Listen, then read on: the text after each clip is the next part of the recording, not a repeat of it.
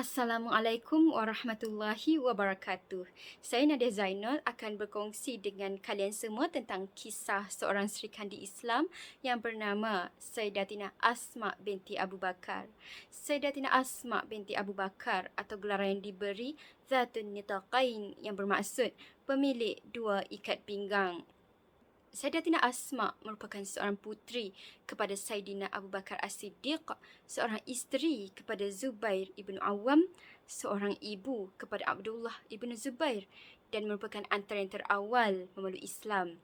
Perwatakan Sayyidatina Asma binti Abu Bakar, beliau mempunyai ingatan yang sangat kuat dengan menghafaz 58 hadis Rasulullah SAW.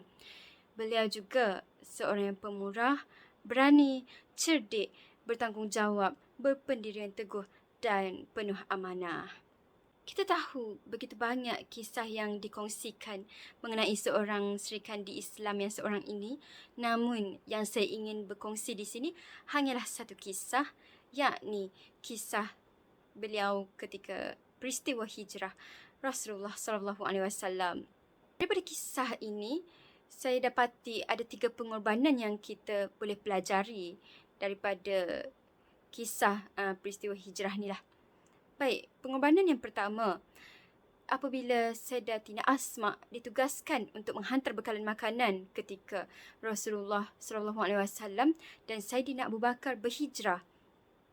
Ketika ini, Sayyidatina Asma binti Abu Bakar ingin mencari tali untuk membawa bekalan makanan. Namun, apa yang dijumpainya hanyalah tali pinggang beliau sahaja. Jadi, apa yang Sayyidatina Asma buat? Sayyidatina Asma membelah 2 tali pinggang beliau. Satu bahagian digunakan untuk mengikat bekalan makanan dan satu lagi bahagian untuk mengikat pinggang beliau. Jadi, daripada kisah ni lah beliau mendapat gelaran Zatun Nitaqain. Dan rentetan daripada kisah ini, Rasulullah SAW mendoakan agar Allah Subhanahu Wa Taala akan kurniakan tali pinggang yang lebih cantik dan lebih indah di syurga kepada Sayyidatina Asma nanti. Baik. Dan itu yang pertama. Yang kedua, apabila Sayyidatina Asma perlu mendaki Bukit Sur. Kalau kita telusuri kisah hijrah Rasulullah SAW, kita akan dapati betapa sukarnya untuk mendaki Bukit Sur ni. Namun, Sayyidatina Asma mendaki Bukit Sur ini dalam keadaan beliau sedang mengandung.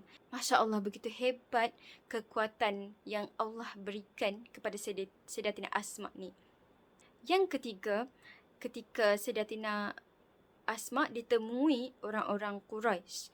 Ketika ini, orang-orang Quraisy baru saja lepas kecewa kerana tidak berjaya memperoleh maklumat tentang keberadaan Rasulullah SAW dan Sayyidina Abu Bakar daripada Sayyidina Ali bin Abi Talib. Jadi, orang-orang Quraisy ini terus ke rumah Sayyidina Abu Bakar As-Siddiq dan Abu Jahal pun bertanya kepada Sayyidatina Asma, "Di manakah bapakmu?"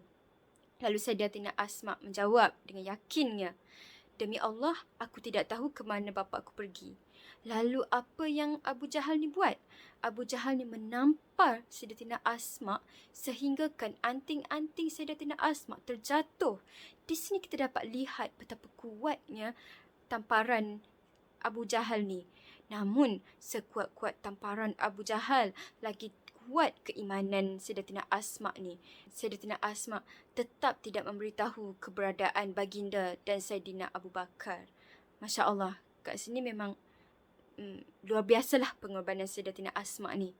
Baik, daripada ketiga-tiga pengorbanan Sayyidatina Asma ketika peristiwa hijrah ni, apa yang saya dapati, pengajaran yang terbesar yang saya boleh dapat ialah apa saja yang kita ada, walau sebagaimana pun kekurangan yang kita ada, sebagai muslimah, kita berikan saja apa yang kita ada, kita sumbangkan saja apa yang kita ada dan semampu yang boleh untuk berbakti kepada Islam. InsyaAllah, setelah kita niat yang kita akan berhijrah untuk menjadi yang lebih baik, berhijrah ke arah mendekati Allah Subhanahu Wa Taala dan lebih mendekati Islam, insya-Allah Allah sentiasa mempermudahkan urusan kita untuk ke arah yang kita niatkan. Dan setakat itu sajalah perkongsian saya dalam video ni. Assalamualaikum warahmatullahi wabarakatuh.